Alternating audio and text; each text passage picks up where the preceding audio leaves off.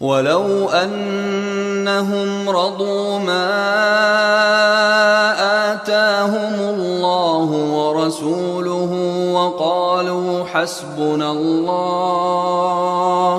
وَقَالُوا حَسْبُنَا اللَّهُ سَيُؤْتِينَا اللَّهُ مِن فَضْلِهِ وَرَسُولُهُ إِنَّا إِلَى اللَّهِ راغبون۔ وہ کے معنی اور لو کے معنی، اگر انہم بے شک وہ لوگ، ردو بے شک وہ لوگ اگر راضی ہو گئے، راضی ہو جانا، ما آتاہم اللہ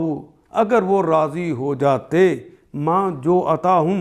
جو عطا کیا ان کو اللہ نے، ورسولہ اور ان کے رسول نے، جو کچھ اللہ اور ان کے رسول نے ان کو عطا کیا، جو ان کو دیا،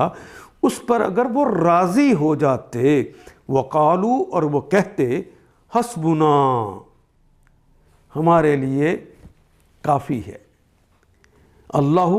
ہمارے لیے تو اللہ ہی کافی ہے، سایوتینا سین مستقبل میں، آتا یوتی عطا کرنا، وہ ہمیں عطا کریں گے نہ ہم سب کو، اللہ من فضلہ اپنے فضل سے اللہ ہمیں عطا کریں گے، ورسولہ اور ان کے رسول ہمیں عطا کریں گے، انا الی اللہ راغبون انا بے شک، نہ ہم ہیں، الی اللہ بے شک ہم ہیں اللہ کی طرف، راغبون رغبت رکھنے والے۔ لو انہم رضوا ما آتاہم اللہ ورسولہ، کیا اچھا ہوتا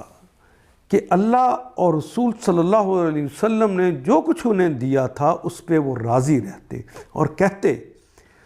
اللہ ہمارے لیے کافی ہے،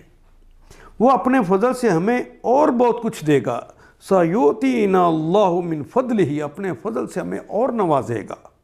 اور اس کا رسول بھی، انا الی اللہ راغبون ہم پر عنایت فرمائے گا، اور ہم اللہ ہی کی طرف نظریں جمائے ہوئے، ہم راغب انہی کی طرف ہے، ہماری ساری رغبتیں اللہ ہی کے ساتھ لگے ہیں۔ ان آیات کو